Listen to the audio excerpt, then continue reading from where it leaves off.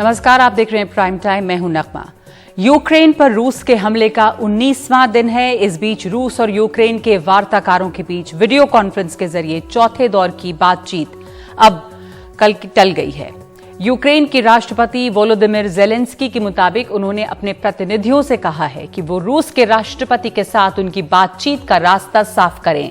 Zelensky कह चुके हैं कि वो युद्ध रोकने के लिए रूस के राष्ट्रपति से बातचीत करना चाहते हैं, लेकिन रूस अभी तक इसके लिए तैयार नहीं हुआ है।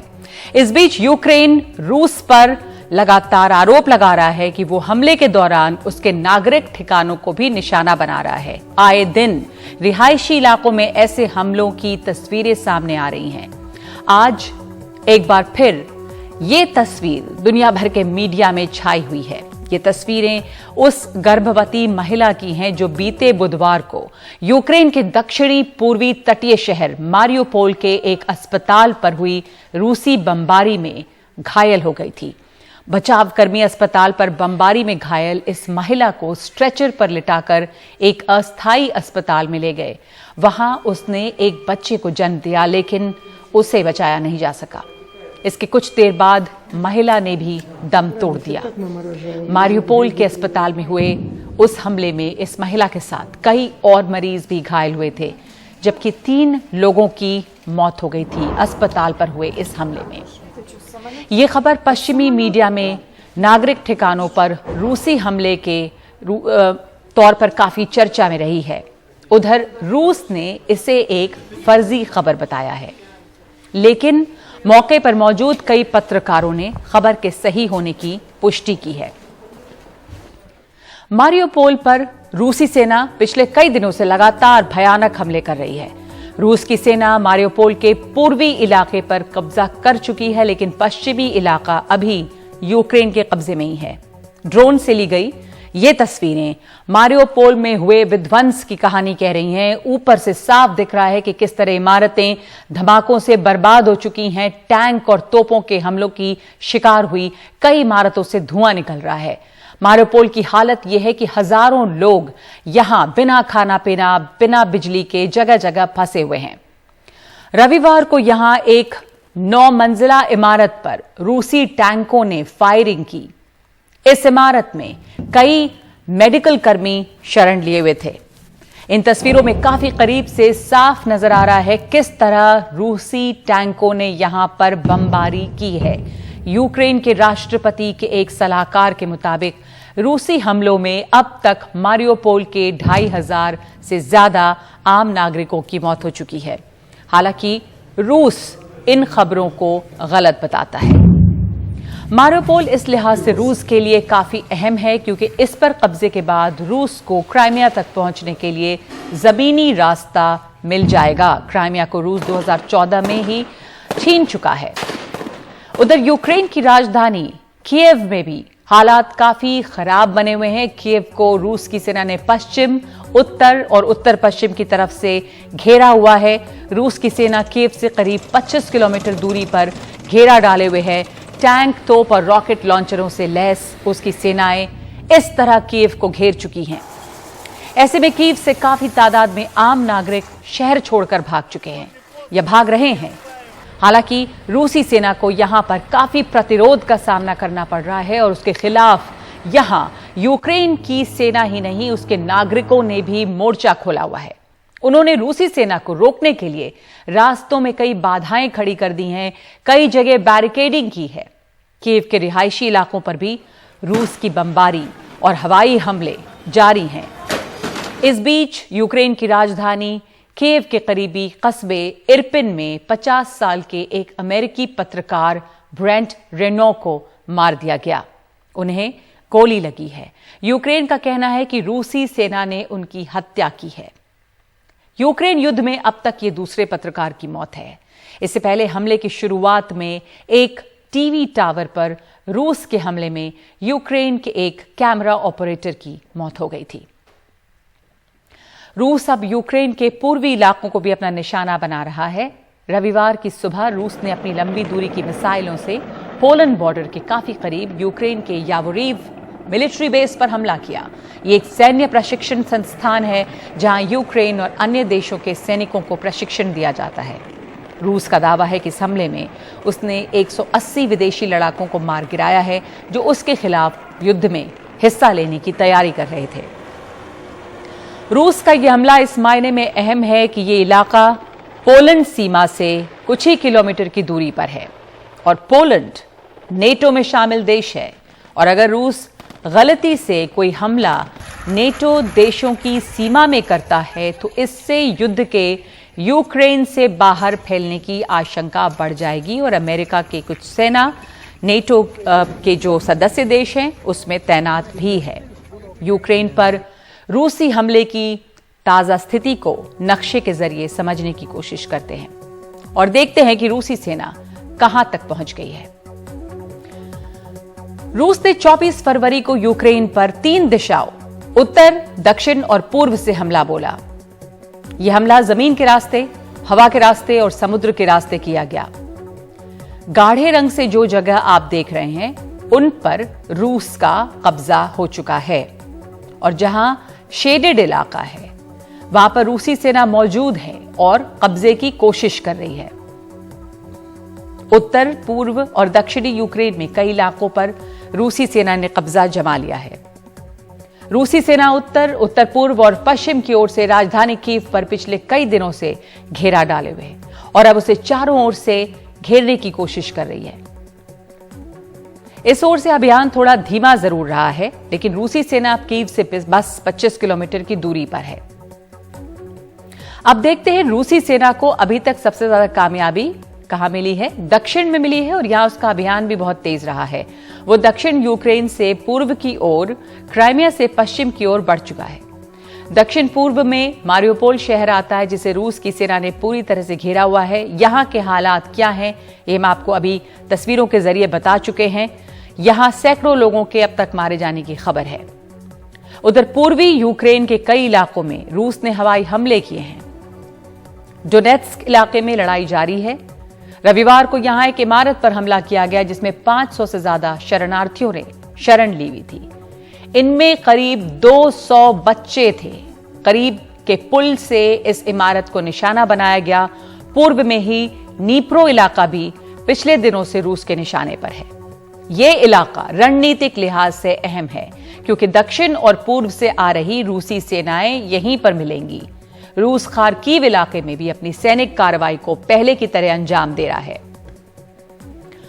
United Nations high commissioner for human rights के मुताबिक 13 मार्च तक यूक्रेन में 596 आम नागरिकों की मौत हुई है।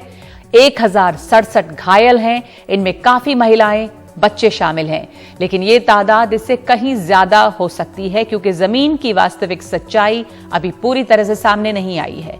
इस बीच रूस ने अमेरिकी मीडिया में चल रही इस बात का खंडन किया है कि यूक्रेन के खिलाफ युद्ध में उसने चीन से सैनिक और आर्थिक सहायता मांगी है। उधर चीन से जब इस बारे में पूछा गया तो उसने सीधे तौर पर ऐसी रिपोर्ट पर टिप्पणी करने से इनकार कर दिया है। इसके बजाय चीन ने अमेरिका पर जानबूझकर यूक्रेन युद्ध में चीन को लेकर भ्रामक खबरें फैलाने का आरोप लगाया है। यूक्रेन पर हमले के बाद से रूस अंतर्राष्ट्रीय आर्थिक पाबंदियों का सामना कर रहा है।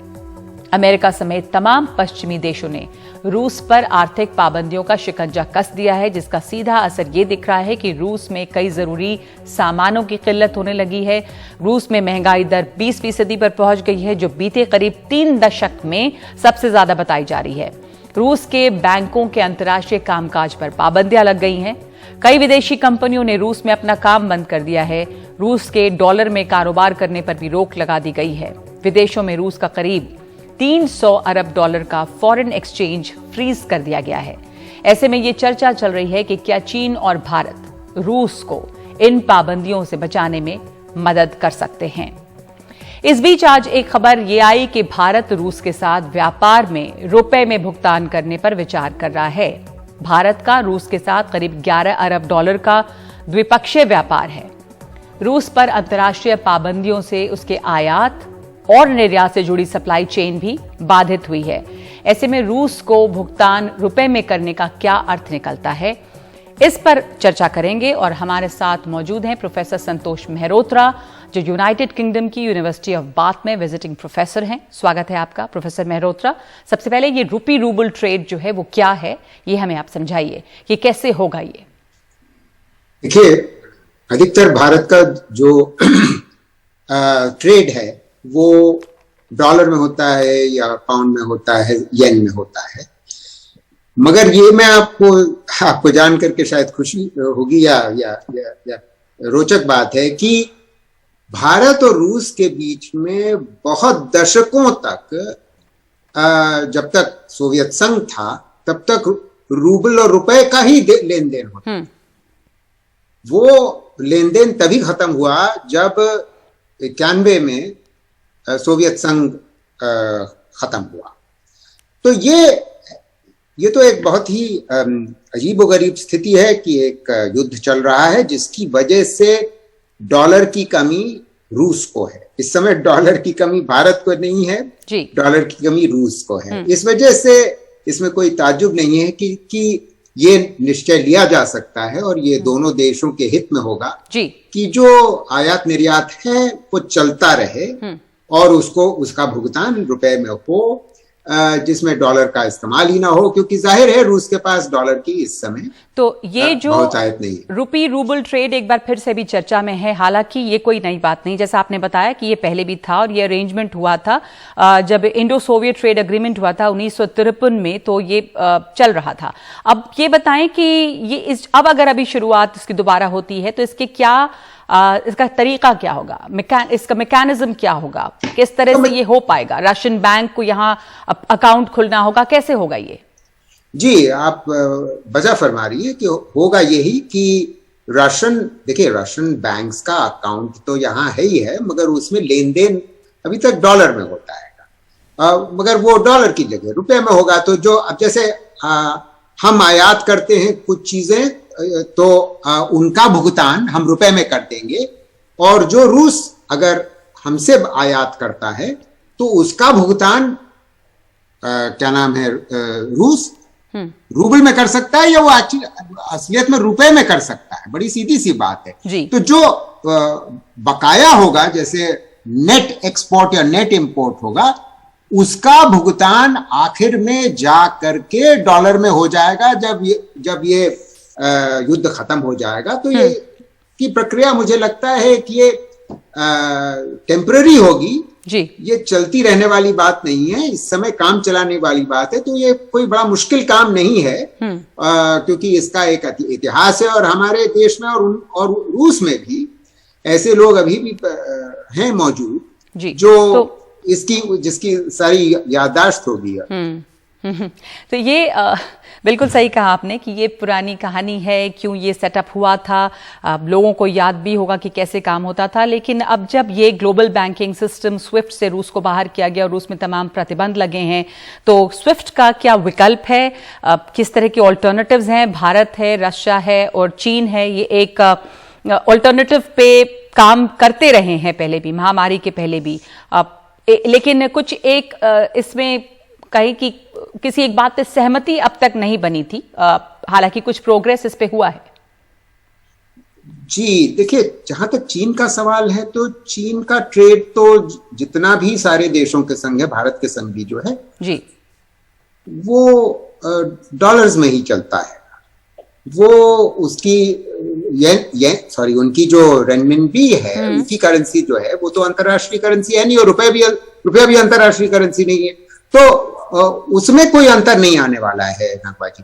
अंतर केवल जो आएगा वो सिर्फ उस भाग का में आएगा जो रूस और हमारे देश के, भारत के बीच में जो आयात और निर्यात जी, और कोई फर्क नहीं आने वाला जी, और कोई फर्क नहीं पड़ेगा। तो ये इस वक्त कम से कम इसकी शुरुआत हो सकती है। तो बहुत बहुत शुक्रिया आपका प्रोफेसर मेहरोत्रा, ये समझाने के लिए कि रूपी रूबल ट्रेड जो है वो क्या है और इसकी संभावनाएं हैं, ये शुरुआत हो सके। धन्यवाद आपका। इस बीच एक और खबर जिसकी बड़ी चर्चा है वो है भारतीय जमीन से चली एक मिसाइल का जो विस्फोटकों से लैस नहीं थी, लेकिन पाकिस्तान में जा गिरी एक ऐसे इलाके में जहां आबादी नहीं थी।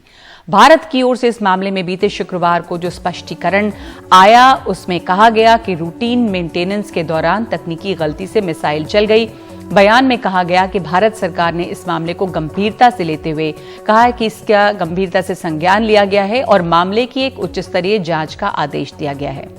उधर पाकिस्तान ने इस मसले पर दोनों देशों की साझा जांच की मांग की है, क्योंकि मिसाइल पाकिस्तान की जमीन पर गिरी है।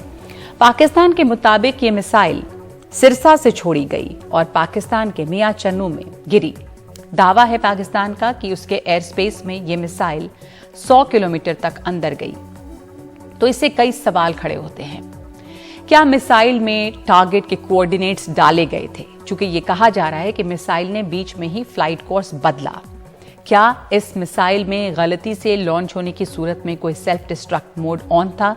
पाकिस्तान का कहना है कि परमाणु हथियार से लैस इलाके में इस घटना से भारत के सिक्योरिटी प्रोटोकॉल और टेक्निकल सेफगार्ड्स पर सवाल खड़े होते हैं। भारत की तरफ से पाकिस्तान पर यह मिसाइल चलाना क्या एक एक्सीडेंट है? क्या सेफ्टी सिस्टम पर्याप्त नहीं? एक जिम्मेदार परमाणु राष्ट्र की भारत की छवि को इससे कितना बड़ा झटका लगा है? भारत पाकिस्तान ने हालांकि इस मामले को निपटाने में काफी जिम्मेदार रवैया अपनाया है। दोनों परमाणु देशों के बीच तनाव बढ़ने को टाला गया है। इस पर हाई लेवल इंक्वायरी की बात भी हुई है।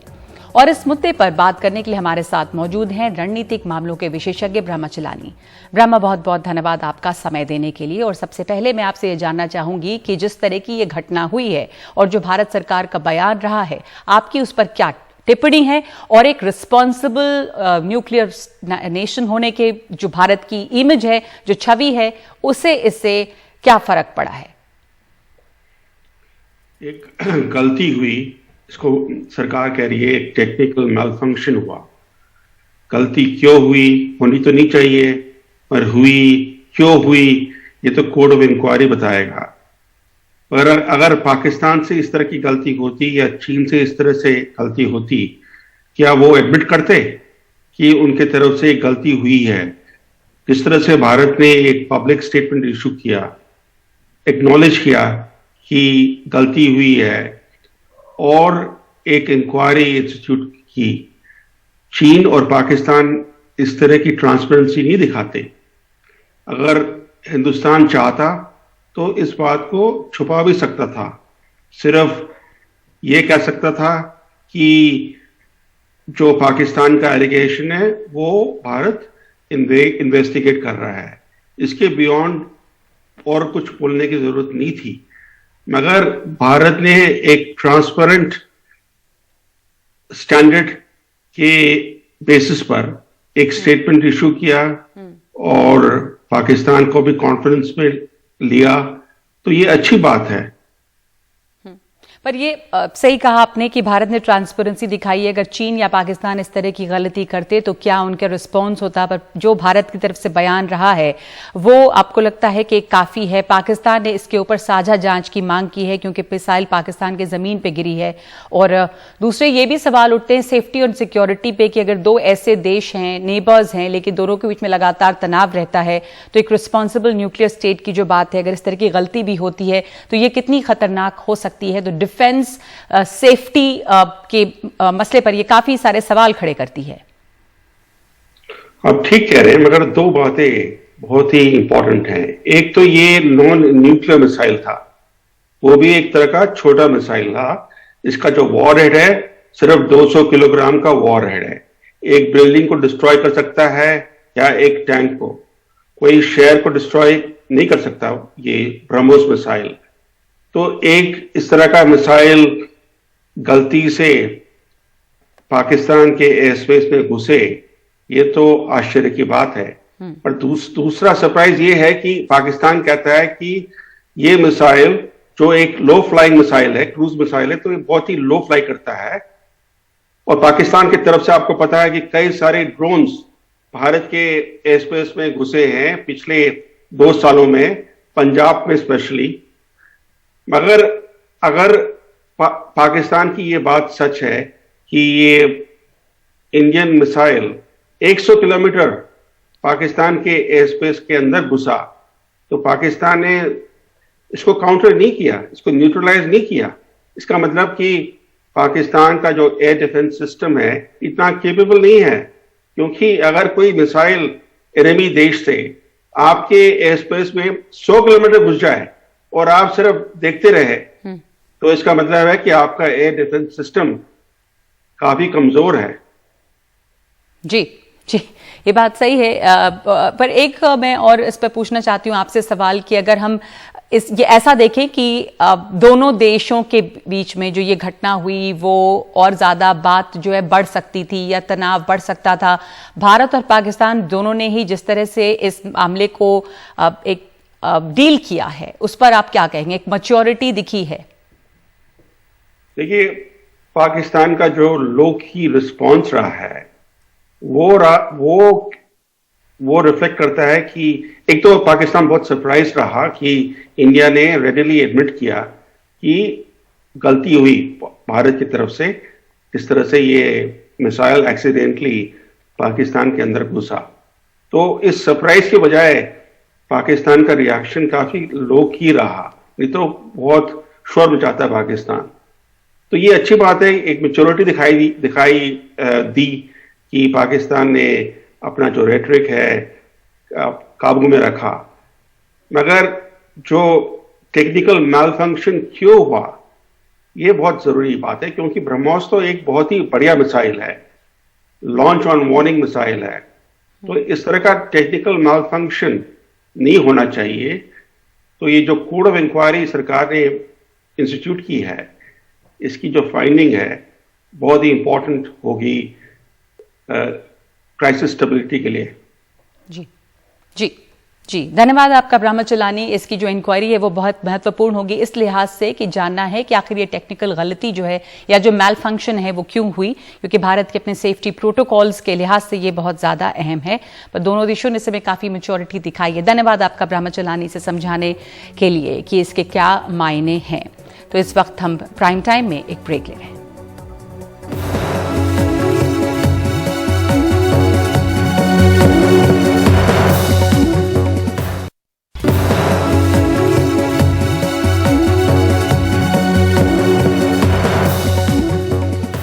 सरकारें आजकल सिंगल क्लिक यानी बटन दबाते ही किसानों या अन्य हितग्राहियों के खाते में पैसे ट्रांसफर की खूब चर्चा करती हैं। मध्य प्रदेश में ऐसी ही एक चर्चा सुर्खियां बनी जब फरवरी में राज्य सरकार ने दावा किया कि 49 लाख किसानों के खाते में बटन दबाते ही फसल बीमा के 7600 करोड़ रुपए ट्रांसफर हो गए। खुद मुख्यमंत्री शिवराज चौहान ने बैतुल में बटन दबाया, लेकिन महीने भर बाद भी लाखों किसानों के खाते में एक भी पैसा नहीं आया है। ये आरोप किसानों का है।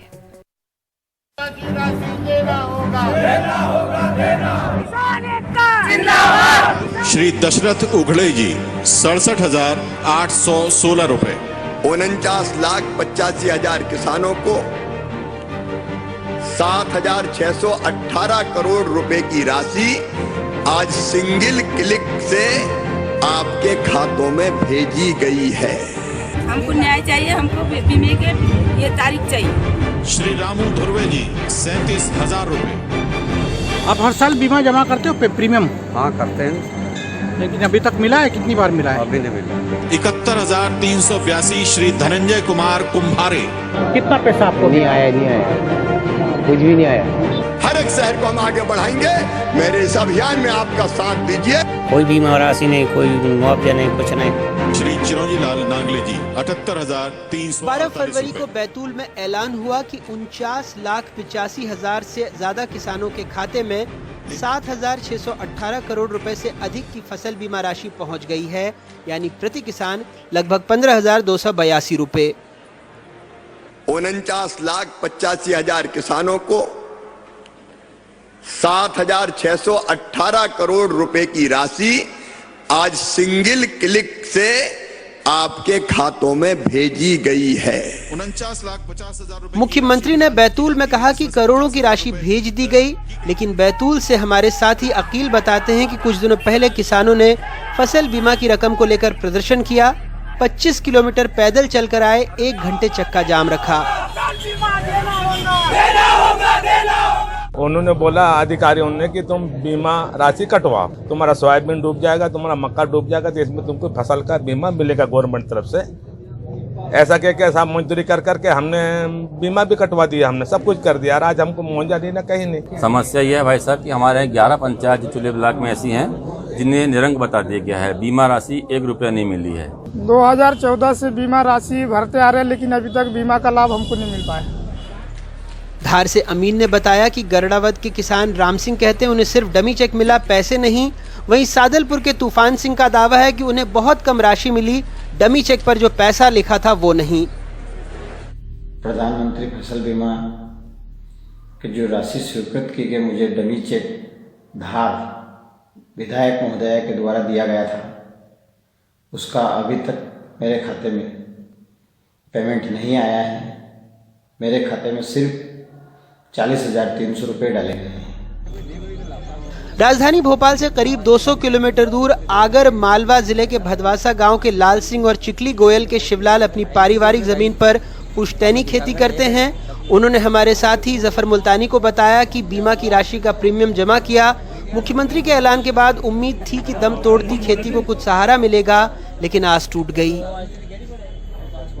तो बोल रहा है कि अभी 1 आध दिन महीना रुको, आएगा तो सही। उसमें तो अभी नहीं आया। ये 3,000 रुपया शायद कटता था एक सीजन पे, कुछ भी नहीं आया।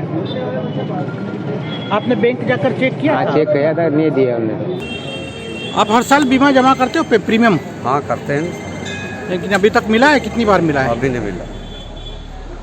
किसानों को कर्ज देने वाले सहकारी बैंक और सोसाइटी भी परेशान हैं। उनका कहना है कि उनके पास अभी तक फसल बीमा की राशि के पात्र किसानों की सूची ही नहीं पहुंची है। क्लिक करा है, वो पैसा 100% आएगा और आ ही रहा है।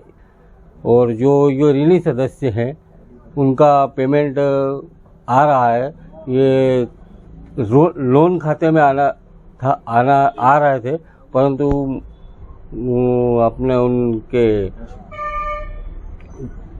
कृषि मंत्री के कहने अनुसार वो क्योंकि इनका किसानों के सेविंग अकाउंट में ही पेमेंट दिया जाए, उसमें थोड़ी सी टेक्निकल प्रॉब्लम हो रही है, उसमें थोड़ा टाइम लग रहा है। भोपाल से सटा होशंगाबाद अब नर्मदापुरम हो गया। दावा था कि यहाँ करीब 1.5 लाख किसानों के खाते में 273 करोड़ रुपए की राशि डाल दी गई। लेकिन पिपरिया तहसील के कुंभावड़ में जब हमारे साथी संजय दुबे ने किसानों से बात की तो सुनिए उन्होंने क्या कहा। दी जा रही है, दी गई है, क्या आपको राशि मिली है? मुआवजा राशि नहीं मिली। अच्छा, आपने बैंक वगैरह में संपर्क किया? क्या बोलते हैं? अभी नहीं आया। साल सोयाबीन सफाई गया। हाँ। और भी फसलें हैं मामूली गई हैं। हाँ। मुआवजा नहीं है यहाँ, न कोई बीमा न मुआवजा। भिंड जिले में 1485 किसानों के खाते में फसल बीमा के 1 करोड़ 17 लाख रुपए सिंगल क्लिक के जरिए देने की बात की गई, लेकिन हकीकत में किसान दावा राशि के लिए भटक रहे हैं। हमारे साथी दिलीप बताते हैं कि अफसरों के पास भी सूची नहीं पहुंची जिससे पता लग सके कि दावा स्वीकृत हुआ या खारिज। अभी तक हमारा जो फसल बीमा हुआ है और सेक्रेटरी द्वारा पैसे लिए गए हैं, तो उनमें हमको अभी तक कोई भी मुआवजा या बीमा का कोई भी लाभ हमें नहीं मिला है। जो ये योजना चल रही है तो उसमें हम लोग मतलब अपने तरफ से जो कुछ भी करते हैं, राशि जमा करते हैं, तो हमारे बैंक से पैसे ऐसे कट जाते हैं, तो लेकिन उसका हमें कभी मुआवजा नहीं मिलता है। सरकार की अपनी दलील है, विपक्ष के अपने सवाल। और आज तारीख तक 48 लाख से अधिक किसानों के खातों में 7,500 करोड़ से अधिक राशि जा चुकी है। जिन किसानों के खातों में राशि नहीं गई है वो मात्र 1,15,000 है। 15 महीने कांग्रेस की सरकार रही, कमलनाथ जी तुम मुख्यमंत्री रहे, तुमने 1 रुपया प्रीमियम जमा किया क्या? 1 रुपया बीमा दिया क्या? 1 रुपया बीमा नहीं दिया। शिवराज जी ने 1 क्लिक में बीमे के मुआवजे की बात कही थी, आज तक भी वो मुआवजा नहीं पहुंचा है किसानों के खाते। अभी 17,000 करोड़ रुपए हमने बीमे फसल की मुआवजे की देनदारियां दी है किसानों की। अभी बोला, आज तक भी जगह जगह किसान इसकी डिमांड कर रहे हैं। झूठ और पाखंड की पराकाष्ठा है शिवराज सरकार। खैर, आरोप प्रत्यारोप के बीच कहीं किसानों को पैसे ही नहीं मिले तो कहीं पुराने कर्ज में उसे एडजस्ट कर दिया गया। राज्य में 4 अलग अलग कंपनियों ने किसानों का बीमा किया, लेकिन कहीं कंपनी ने सूची कृषि विभाग और बैंक को नहीं भेजी, तो कहीं आधार से लिंक में गड़बड़ी और कहीं संयुक्त खाते को कारण बता दिया गया। सरकारी कर्मचारी हो या हितग्राही, पहले भी सरकारें घर घर जाकर किसी को नकदी या चेक नहीं देती थीं, लेकिन नए निजाम में सब कुछ उत्सव है। सिंगल क्लिक सुर्खियों में है। हालांकि हकीकत ये भी है कि फसल बीमा भुगतान में हर ज़िले की अपनी अपनी कहानी है। बस एक सी हकीकत हर जगह मिल जाएगी। किसान नाराज़ है, वो भटक रहा है, परेशान है। मध्य प्रदेश में अपने ब्यूरो सहयोगियों और भोपाल से कैमरा पर्सन रिजवान खान के साथ अनुराग द्वारी, NDTV इंडिया।